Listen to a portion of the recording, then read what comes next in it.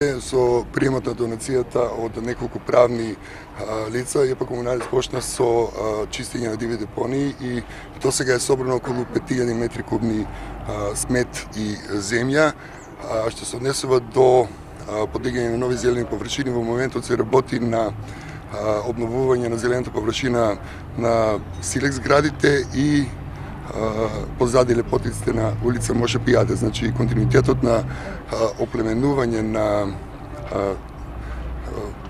недобрите на просторите во општина Кавараци продолжува и понатаму.